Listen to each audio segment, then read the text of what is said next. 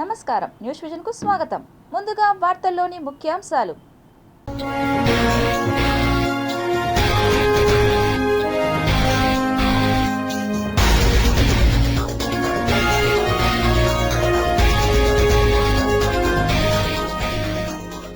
అమరావతికి మోడీ ఫీవర్. రేపు ఏపీ రాజధానికి రానున్న ప్రధాని. ఏర్పాట్లు పూర్తి చేసిన అధికారులు. 500 రూపాయల నోటు రద్దుపై ఊహాగానాలు. ఏటీఎంలలో 200, 100 రూపాయల నోట్లకే పరిమితం. బ్యాంకులను ఆదేశించిన ఆర్బీఐ. భద్రతా బలగాల చేతికి కర్రగుట్ట. ఆపరేషన్ ఖగార్లో కీలక పురోగతి. ఆంధ్రప్రదేశ్ రాష్ట్రంలో పెన్షన్ల పండుగ. లబ్ధిదారులకు అందించిన ముఖ్యమంత్రి చంద్రబాబు నాయుడు. ఘనంగా మేడే వేడుకలు. సంబరాలు చేసుకున్న కార్మికులు. తిరుమలలో సిఫార్సు లేఖలు రద్దు. వీఐపీ దర్శనాల వేళల్లో మార్పులు.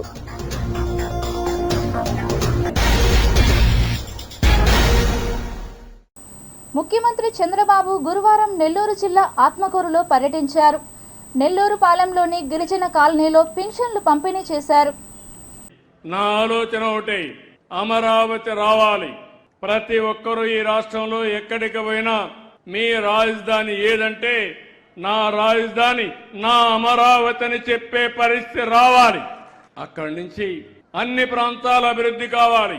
ఈరోజు నెల్లూరు జిల్లా ఉంది, ఇప్పుడు కొత్తగా వచ్చిన కందుకూరు కూడా ఉంది, కృష్ణపట్నం పోర్ట్ ఉంది, కృష్ణపట్నంలో ఇప్పటికే క్రిష్ సిటీ కూడా వచ్చింది, ఇండస్ట్రియల్ పార్క్ పనులు అవుతున్నాయి. రామాయంపట్నం వచ్చింది, రామాయంపట్నంలో బీపీసీఎల్ 95,000 కోట్ల రూపాయలు ఖర్చు పెట్టి పెద్ద రిఫైనరీ పెడుతున్నారు. అదే సమయంలో అక్కడనే అరామ్కో కూడా వచ్చి వారితో కలిసి నెక్స్ట్ లెవెల్కు తీసుకుపోవాలని ఆలోచిస్తున్నారు. అదే మాదిరిగా ఏదైతే ఎప్పటి నుంచో చెప్పాను, ఎయిర్పోర్ట్ తప్పకుండా కావలి పక్కన ఏదైతే మన దగదర్తి ఎయిర్పోర్ట్ తొందరలోనే ప్రారంభించి వీలైనంత తొందరలో పూర్తి చేస్తాం. 2 పోర్ట్లు, ఒక ఎయిర్పోర్టు, భవిష్యత్తులో ఇంకా అనేక అభివృద్ధి కార్యక్రమాలు, సోమశిల నీళ్లు, నేషనల్ హైవేస్ గాని, రైల్వే లైన్స్ గాని, ఇన్ని వస్తువులుంటే ఇంకా మీకు కావాల్సింది ఏంటంటున్నా. వేసవిలో తిరుమలకు వచ్చే భక్తుల సంఖ్య అంతకంతకు పెరుగుతుండటంతో సాధారణ భక్తులకు ప్రాధాన్యత ఇవ్వాలని భావించింది. సర్వదర్శనం సమయాన్ని పెంచడంతో పాటు సామాన్య భక్తులకు శీఘ్ర దర్శనం కల్పించాలన్న ఆలోచనతో సిఫారసు లేఖలను రద్దు చేసింది. తిరుమల కొండపై వేసవి రద్దీ అంతకంతకు పెరుగుతోంది. భక్తుల రద్దీతో కొండ కిటకిటలాడుతోంది. తిరుమల వెంకన్న దర్శనానికి క్యూలైన్ పెరిగిపోతోంది. రోజు ఆలయం బయటకు వస్తున్న భక్తుల క్యూలైన్ తిరుమలలో సాధారణంగా మారింది. దీంతో టీటీడీ కీలక నిర్ణయాలు తీసుకుంది. వేసవిలో తిరుమలకు వచ్చే భక్తుల సంఖ్య అంతకంతకు పెరుగుతుండటంతో సాధారణ భక్తులకు ప్రాధాన్యత ఇవ్వాలని భావించింది. సర్వదర్శనం సమయాన్ని పెంచడంతో పాటు సామాన్య భక్తులకు శీఘ్ర దర్శనం కల్పించాలన్న ఆలోచనతో సిఫారసు లేఖలను రద్దు చేసింది. అలానే వీఐపీ బ్రేక్ దర్శనాల సమయాన్ని మార్చింది.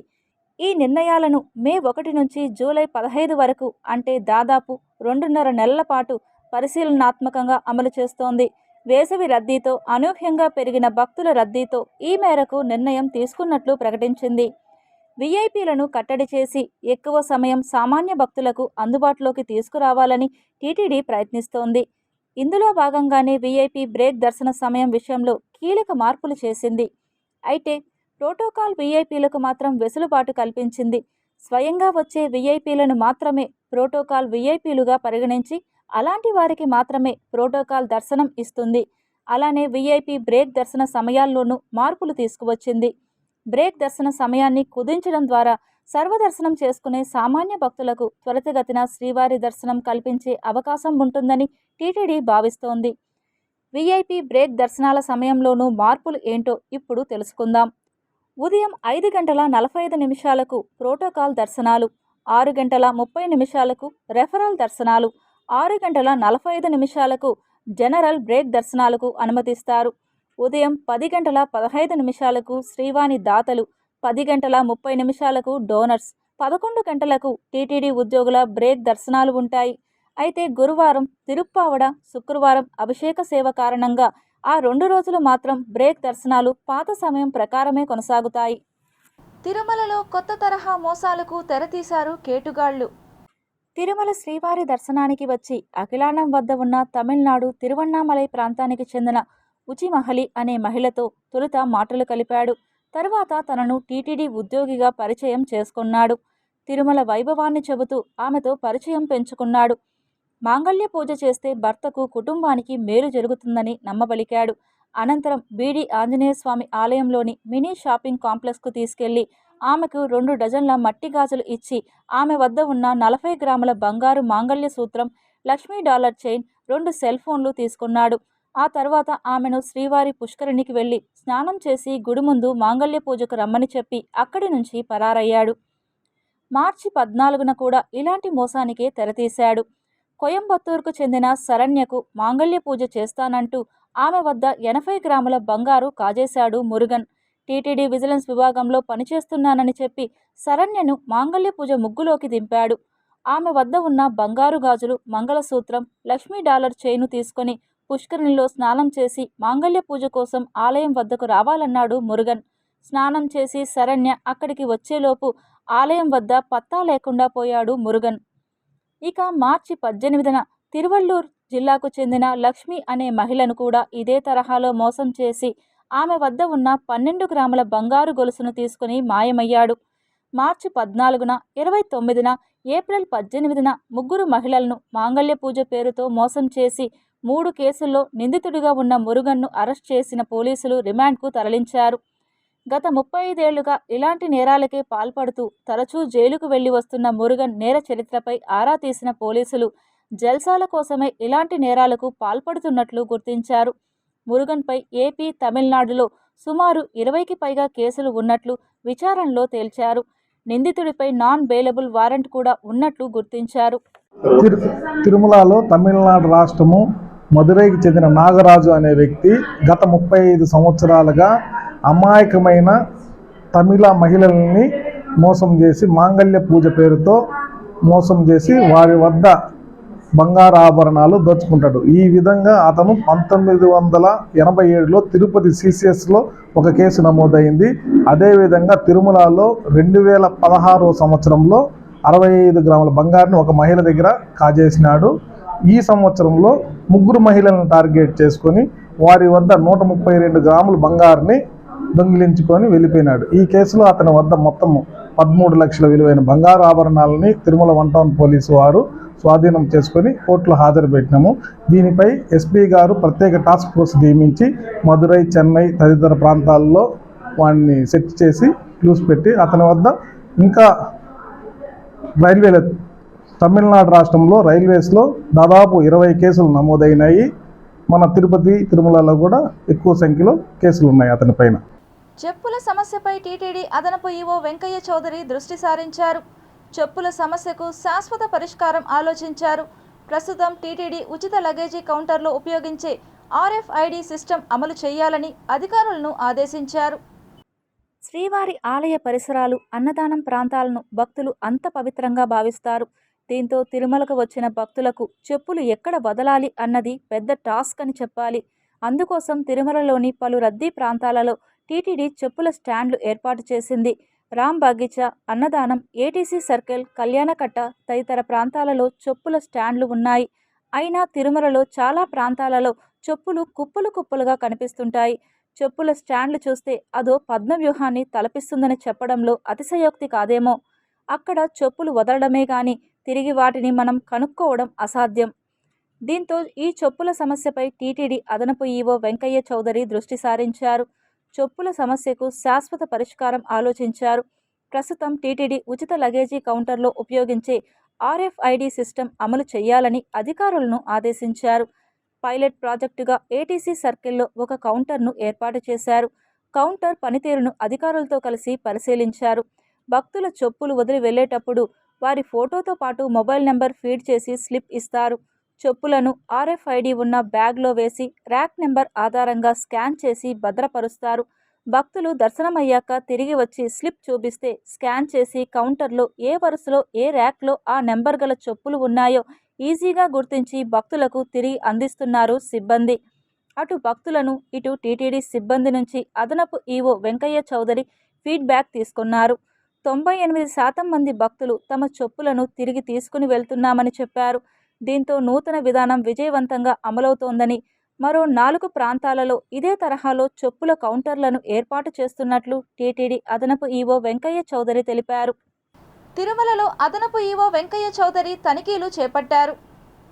శ్రీవారి ఆలయం ఎదురుగా ఉన్న కొబ్బరికాయలు విక్రయ కేంద్రం, టీటీడీ ప్రచురణల విక్రయ కేంద్రం, డాలర్ల విక్రయ కేంద్రాలను గురువారం ఉదయం టీటీడీ అదనపు ఈవో సిహెచ్ వెంకయ్య చౌదరి తనిఖీ చేశారు. ముందుగా అఖిలాండం వద్ద ఉన్న కొబ్బరికాయలు విక్రయ కేంద్రంలో తనిఖీలు నిర్వహించి కొబ్బరికాయల సైజును పరిశీలించారు. కొబ్బరికాయల విక్రయంపై భక్తుల అభిప్రాయాలను ఆరా తీశారు. అనంతరం టీటీడీ ప్రచురణల విక్రయ కేంద్రానికి చేరుకున్న అదనపు ఈవో స్టాక్ను పరిశీలించారు. అగరబత్తుల, పంచగవ్య ఉత్పత్తుల విక్రయాలను పరిశీలించారు.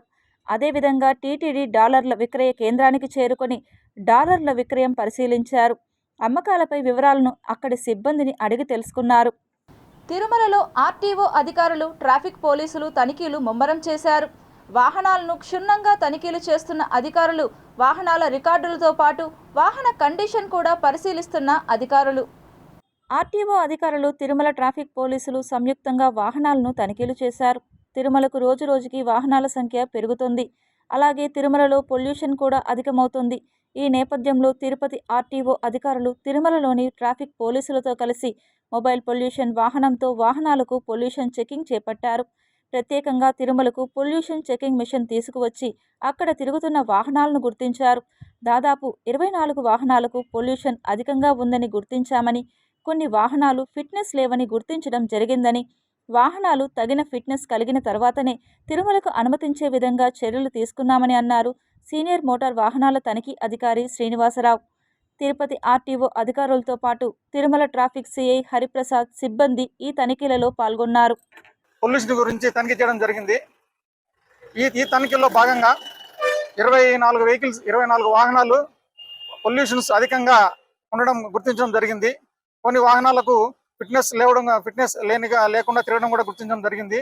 ఈ వాహనాలను మరి ఫిట్నెస్ సర్టిఫికేట్ పొందిన తర్వాత మరియు పొల్యూషన్ నామ్స్ లో ఉన్న తర్వాత మాత్రమే వాటిని మళ్ళా తిరుమలకు అలో చేయడానికి జరుగుతుంది. కాలం పాటు రాకుండా ఉండడం కొరకు మేము సంయుక్తంగా వారి వాహనాలను అన్ని రకాలుగా తనిఖీ చేసుకుని వాహనం అన్ని రకాలుగా ఫిట్గా ఉన్నప్పుడు మాత్రమే తిరుమలకు పైనకి తీసుకురావాల్సిందిగా కోరుచున్నాము.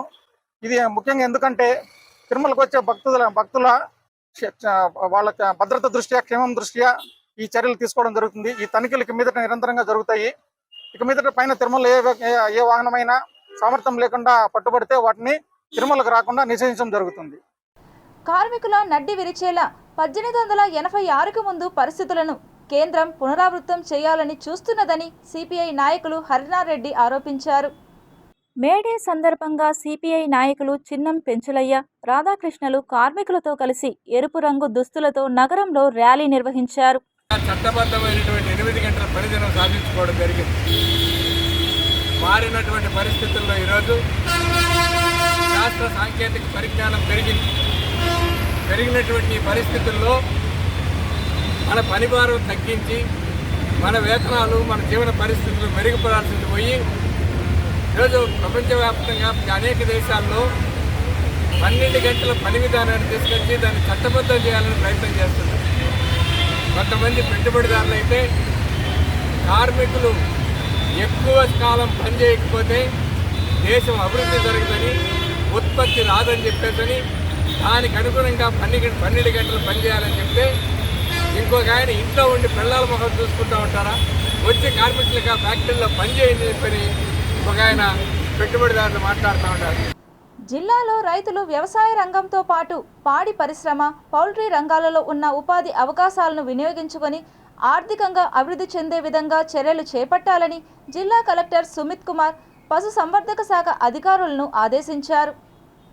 గురువారం జిల్లా సచివాలయంలోని సమావేశపు మందిరం నందు జిల్లా కలెక్టర్, జిల్లా పశు సంవర్ధక శాఖ అధికారి ఆరిఫ్తో కలిసి పౌల్ట్రీ రంగంలో ఉపాధి అవకాశాల నిమిత్తం ఆసక్తి ఉన్న రైతులతో జిల్లా కలెక్టర్ సమావేశమయ్యారు. ఈ సందర్భంగా జిల్లా కలెక్టర్ మాట్లాడుతూ వ్యవసాయ రంగంతో పాటు పాడి పరిశ్రమ, పౌల్ట్రీ రంగాల ద్వారా ఉన్న ఉపాధి అవకాశాలను సద్వినియోగం చేసుకునేందుకు కృషి చేయాలన్నారు. పౌల్ట్రీ రంగంలో ఆసక్తి ఉన్న రైతులకు నేషనల్ ఎగ్ కోఆర్డినేషన్ కమిటీ సహకారంతో ముందుగా పౌల్ట్రీ రంగంలో విజయవంతమైన రైతులతో తగు శిక్షణ కార్యక్రమాలు నిర్వహించడం జరుగుతుందన్నారు. ఈ రంగంలో ఆసక్తి ఉన్న రైతులకు పౌల్ట్రీ ఏర్పాటుకు అవసరమైన ఆర్థిక సాయం నిమిత్తం బ్యాంకర్లతో సమావేశం నిర్వహించి ఆర్థిక సాయం అందించేందుకు చర్యలు చేపడతామని, ఇందుకు అవసరమైన డిపిఆర్లను రైతులు సిద్ధం చేసుకోవాలని సూచించారు. పశుసంవర్ధక శాఖ ఏడీల ద్వారా వారి పరిధిలో ఉన్న రైతుల్లో పాడి పరిశ్రమ మరియు పౌల్ట్రీ రంగంలో ఆసక్తి ఉన్న రైతుల జాబితాను సిద్ధం చేయాలని, అందుకు అనుగుణంగా అవసరమైన ఆర్థిక సాయం అంశంపై బ్యాంకులతో సమావేశం నిర్వహించడం జరుగుతుందని, ఇందుకు జిల్లా స్థాయిలో ఒక కమిటీని కూడా ఏర్పాటు చేయడం జరుగుతుందని కలెక్టర్ తెలిపారు. కమిటీకి సంబంధించిన ప్రతిపాదనలను సిద్ధం చేసి అందజేయాలని జిల్లా పశుసంవర్ధక శాఖ అధికారిని కలెక్టర్ ఆదేశించారు. ఈ సందర్భంగా national egg coordination committee EC member Ramesh మాట్లాడుతూ, పౌల్ట్రీ రంగంలో ఆసక్తి ఉన్న రైతులు మాత్రమే ఈ రంగంలో రాణించగలరని, వారికి అవసరమైన పూర్తి సహాయ సహకారాలను మా సంస్థ ద్వారా అందించడం జరుగుతుందని తెలిపారు. ఈ సమావేశంలో NEC zonal chairman Srinivasulu Naidu, Yadamari, Bangarupalem మండలాలకు చెందిన రైతులు పాల్గొన్నారు. ఆ 50-100 ఫార్మర్స్కి మీరు డిపిఆర్ తయారు చేయగలిగితే, డిపిఆర్ అంటే 5 లక్షలు కావాలి, 10 లక్షలు కావాలి, 15 లక్షలు కావాలి, 20 లక్షలు కావాలి, 25 లక్షలు, 25 లక్షల వరకు మీరు డిపిఆర్ తయారు చేయగలిగితే, డిపిఆర్ అంటే ల్యాండ్ ఉంది, ఎక్స్పీరియన్స్ ఉంది, 5,000 ఆర్ 10,000 కావాలి, ఒక మెషినరీ పెడుతున్నాను, ఒక బండి పర్చేస్ చేసి ట్రాన్స్పోర్టేషన్కి యూజ్ అవుతుంది, మేబీ ఒక వర్కింగ్ క్యాపిటల్ కావాలి, మేబీ బేసిక్లీ అక్కడ ఎలక్ట్రిసిటీ కాస్ట్ కోసం కొంచెం డబ్బు కావాలి, మేబీ ఇక్కడ ఒక బోర్వెల్ కావాలి, సపోజ్ మీకు ఒక రిక్వైర్మెంట్ ఉంది, మీరు తయారు చేసేస్తే నేను ఆ 8 బ్యాంకర్స్, అంటే బ్యాంకర్స్ కాదు, ఆర్ఎం ఎవరు డిస్ట్రిక్ట్ లెవెల్ ఉంటారు వాళ్ళ నుంచి ఒక్కొక్క బ్యాంక్కి 5-10 నేను ఇచ్చేస్తాను ఏరియా బట్టి. కూటమి ప్రభుత్వం కార్మికులు సుఖ సంతోషాలతో తొలతూగాలని, వారికి అండగా ఎల్లప్పుడూ ఉంటుందని టీఎన్టీయూసీ నాయకులతో కలిసి టీడీపీ నేత నరసింహ యాదవ్ మేడే సందర్భంగా పిలుపునిచ్చారు. మేడే దినోత్సవాన్ని పురస్కరించుకొని రేణిగుంట రోడ్లోని టీడీపీ కార్యాలయంలో ఘనంగా మేడే దినోత్సవ వేడుకలను నిర్వహించారు. ఈ కార్యక్రమంలో టీఎన్టీయూసీ నాయకులు రెడ్డెప్ప నాయుడు, నర్రా నాగమణి తదితరులు పాల్గొన్నారు.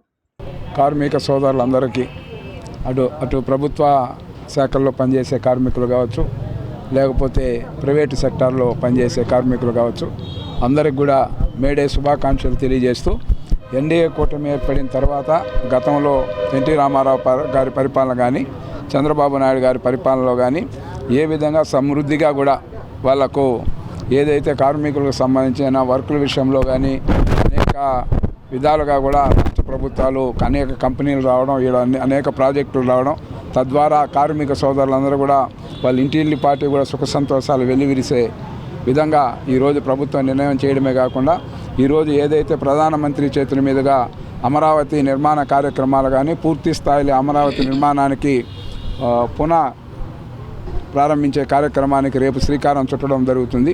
ఈరోజు చంద్రబాబు నాయుడు గారు తిరిగి ముఖ్యమంత్రి అయిన తర్వాత ఈరోజు అమరావతిలో చూస్తున్నాం కొన్ని వందల కన్స్ట్రక్షన్లు, ఇండస్ట్రీలు వస్తున్నాయి. అదేవిధంగా మన ప్రాంతాన్ని తీసుకుంటే తిరుపతి పట్టణంలో కూడా అదేవిధంగా మంచి కంపెనీలు ఇక్కడికి వస్తున్నాయి. తద్వారా చదువుకున్న పిల్లలకు ఉద్యోగాలు, అదేవిధంగా కార్మిక సోదరులకు పనిచేసుకునేటువంటి ఉపాధి అవకాశం కల్పించే ప్రభుత్వం ఇదని కార్మిక సోదరులకు తెలియజేసుకుంటూ ఉన్నారు.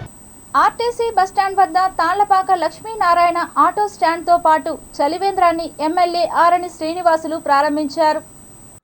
ఈ సందర్భంగా దాము దేవరాజుల ఆధ్వర్యంలో డ్రైవర్లకి కాకి యూనిఫామ్ అందించారు.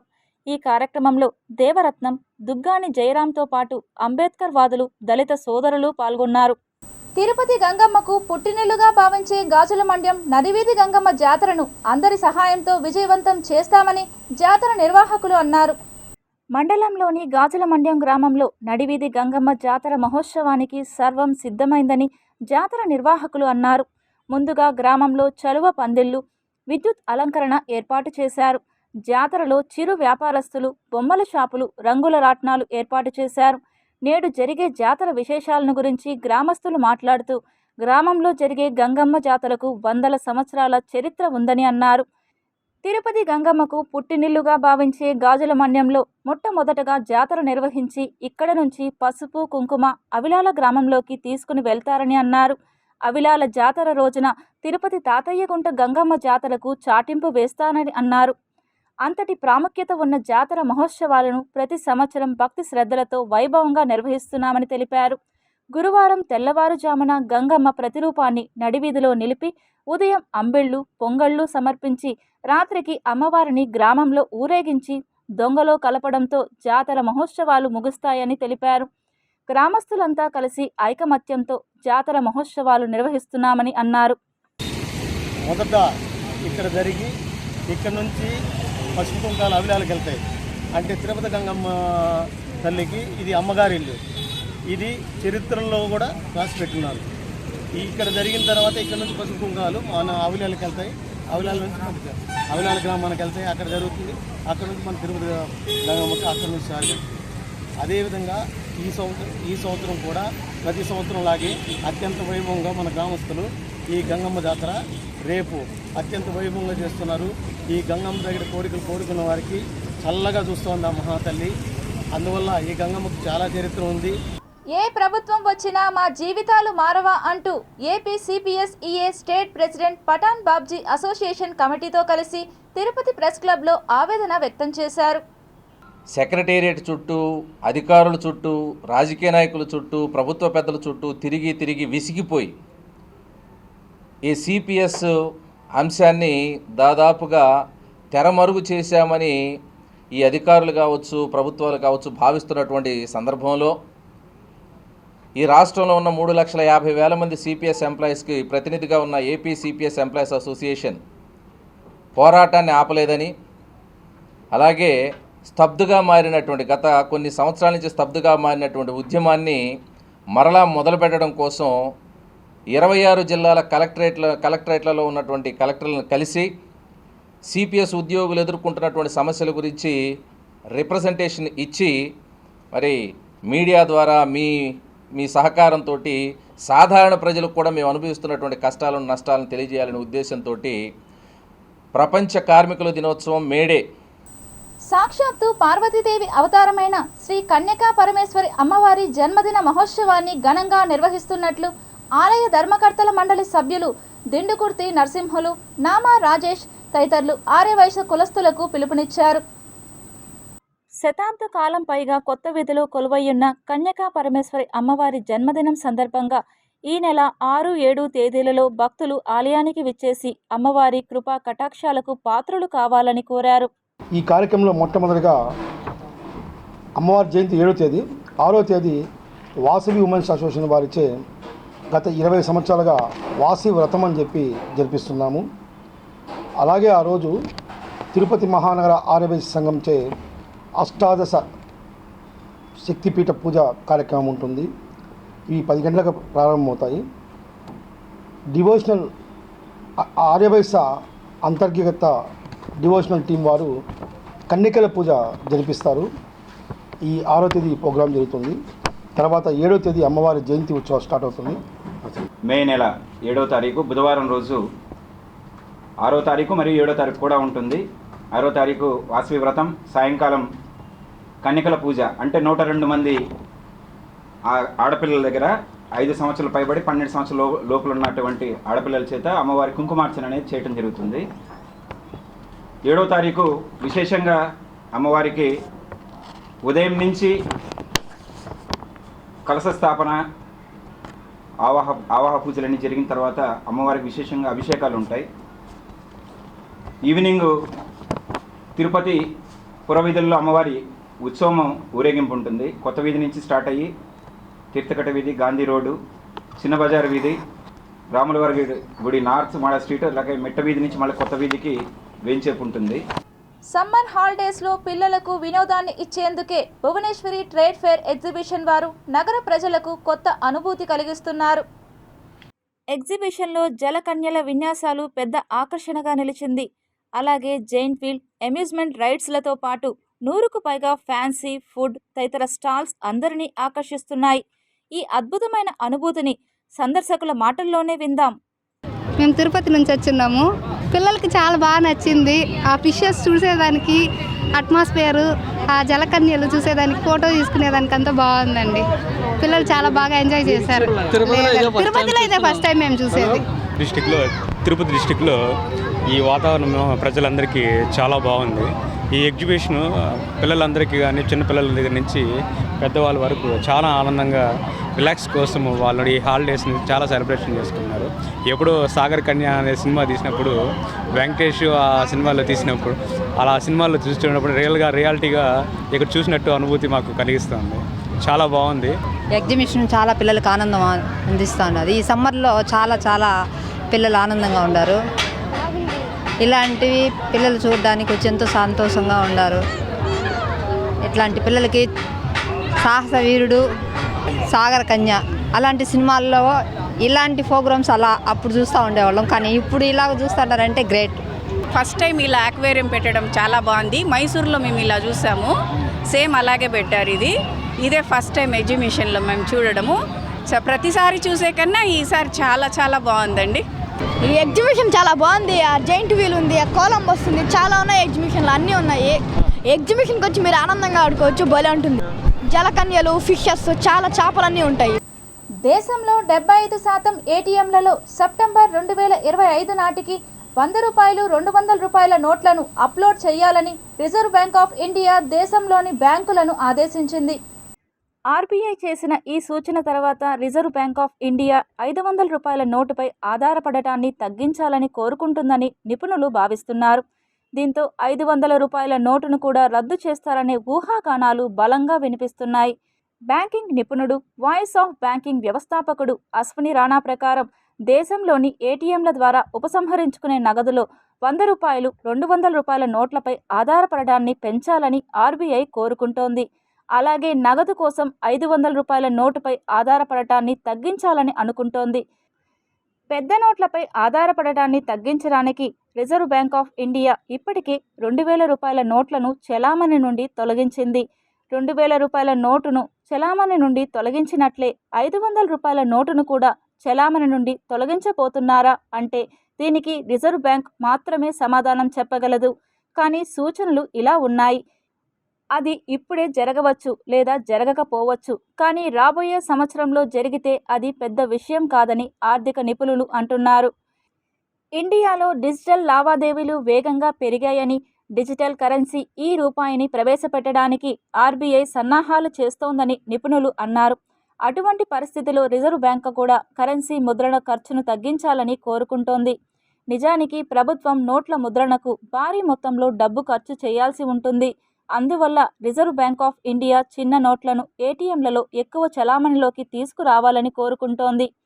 2000 రూపాయల నోటులానే 500 రూపాయల నోటు సరఫరాను క్రమంగా ఆర్బీఐ తగ్గించాలని భావిస్తున్నట్లు నిపుణులు అభిప్రాయపడ్డారు. అందుకే దేశంలో చిన్న నోట్ల చలామణిని పెంచవచ్చు. ఫైనాన్షియల్ ఎక్స్పర్ట్స్ ప్రకారం 500 రూపాయల నోట్లను నిల్వ చేసుకునే వ్యక్తులు జాగ్రత్తగా ఉండాలి అని అన్నారు. ఆపరేషన్ కగార్లో కీలక పురోగతి సాధించాయి భద్రతా బలగాలు. మావోయిస్టులకు కంచుకోట లాంటి కర్రెగుట్టల్లో జవాన్లు తొలిసారి జాతీయ జెండా ఎగురవేశారు. వామపక్ష తీవ్రవాదంపై ఇది ప్రభుత్వం సాధించిన విజయం అంటున్నాయి భద్రతా బలగాలు. మార్చి 31, 2026 లోపు మావోయిస్టుల అంతమే పంతంగా ఆపరేషన్ ఖగార్ చేపట్టిన కేంద్ర బలగాలు అందులో భాగంగా మావోయిస్టులకు గట్టి పట్టున్న కర్రెగుట్టలో వేట కొనసాగిస్తున్నాయి. మావోయిస్టు కీలక నేతలే లక్ష్యంగా కొనసాగుతున్న ఆపరేషన్ కోసం ఎప్పటికప్పుడు హెలికాప్టర్ల ద్వారా అదనపు బలగాలను తరలిస్తున్నారు. దట్టమైన అడవుల్లో తలదాచుకున్న మావోయిస్టుల కోసం శాటిలైట్ చిత్రాలను, అత్యాధునిక డ్రోన్లను ఉపయోగిస్తున్నారు. బ్లాక్ హిల్స్గా పేరొందిన కర్రెగుట్టలు మావోయిస్టులకు అత్యంత స్ట్రాటజిక్ లొకేషన్. గోదావరి ఒడ్డున దట్టమైన అడవులు, కొండలతో ఈ ప్రాంతం ఉంటుంది. అంతేకాదు తెలంగాణ, ఛత్తీస్గఢ్, మహారాష్ట్ర బార్డర్ లొకేషన్. దీంతో ఈజీగా తప్పించుకునే వీలు ఉంటుంది. గతంలో తమకు కంచుకోటగా ఉన్న అబూజ్ మడ్ను కేంద్ర బలగాలు స్వాధీనం చేసుకోవడంతో ఈ ప్రాంతాన్ని షెల్టర్ జోన్గా మావోయిస్టులు ఉపయోగించుకుంటున్నారు. దీంతో ఇక్కడ కూడా నియంత్రణ సాధిస్తే మావోయిస్టుల నెట్వర్క్కు తీవ్ర దెబ్బ తగులుతుందన్న ఉద్దేశంతోనే భద్రతా బలగాలు ఆపరేషన్ కర్రెగుట్ట చేపట్టాయి. ఈ గుట్టల్లో ఇప్పటికే మావోయిస్టులు ఉపయోగించిన బంకర్లను, డంప్లను స్వాధీనం చేసుకున్నారు.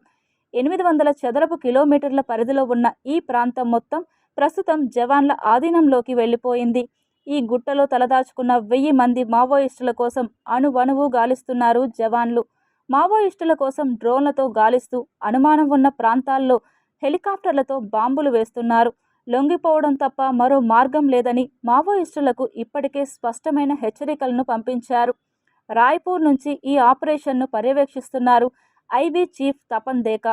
కర్రెగుట్టల్లో ఇప్పటికే తాత్కాలిక బేస్ క్యాంప్ ఏర్పాటు చేసిన బలగాలు కమ్యూనికేషన్ కోసం కుంజిపర్తి గ్రామంలో సెల్ టవర్ను కూడా ఏర్పాటు చేశారు. మరోవైపు భారీ ఎండల్లో దట్టమైన అడవుల మధ్య సాగుతున్న ఈ ఆపరేషన్లో బలగాలు కూడా టఫ్ కండిషన్ను ఫేస్ చేస్తున్నాయి. భారీ ఎండలకు జవాన్లు డీహైడ్రేషన్కు గురవుతున్నారు. దీంతో అస్వస్థతకు గురైన వారిని హెలికాప్టర్లో బీజాపూర్ తరలిస్తున్నారు. వారి ప్లేస్లో బ్యాకప్ టీములను పంపిస్తున్నారు. అయితే ఎన్ని ఇబ్బందులు ఎదురైనా ఆపరేషన్పై వెనక్కి తగ్గేదే లేదంటున్నాయి కేంద్ర బలగాలు. మావోయిస్టు ఉద్యమాన్ని బలహీనపరచాలంటే కర్రెగుట్టల్లో ఆధిపత్యం సాధించడం కీలకమని చెబుతున్నారు. మరోవైపు తాము చర్చలకు సిద్ధమంటూ లేఖను విడుదల చేశారు మావోయిస్టులు. ప్రజా సంఘాలు కూడా కాల్పులు విరమించాలని ప్రభుత్వాన్ని డిమాండ్ చేస్తున్నాయి. అటు కేంద్రం మాత్రం ఆపరేషన్ ఖగార్పై వెనకడుగు వేసేది లేదంటోంది. Tirupati bullion gold jewellery and silver merchants association సమాచారం మేరకు తిరుపతి లోకల్ బులియన్ మార్కెట్లో బంగారం, వెండి ధరలు ఇలా ఉంటాయి. 24 క్యారెట్ల బంగారం 10 గ్రాముల ధర 96,420 రూపాయలు. 22 క్యారెట్ల బంగారం 1 గ్రాము ధర 8,795 రూపాయలు. వెండి 1 కేజీ ధర 96,500 రూపాయలు. రీటైల్ వెండి 1 గ్రాము ధర 99 రూపాయల 50 పైసలుగా ఉంటుంది. వార్తలు ముగించే ముందు ముఖ్యాంశాలు మరోసారి చూద్దాం.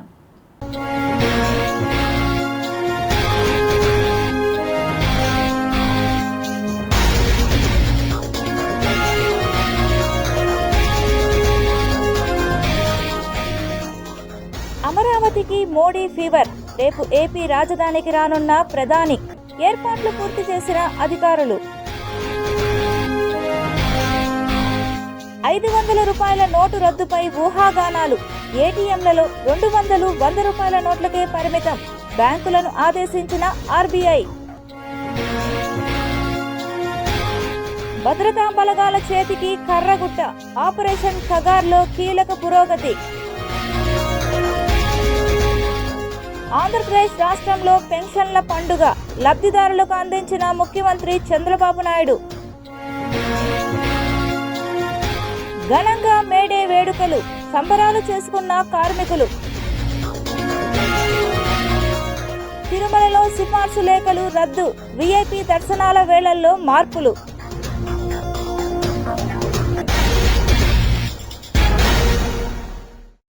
ఈ వార్తలు ఇంతటితో సమాప్తం. సమగ్ర సమాచారంతో న్యూస్ విషయంలో మళ్ళీ కలుద్దాం. అంతవరకు సెలవు. నమస్కారం.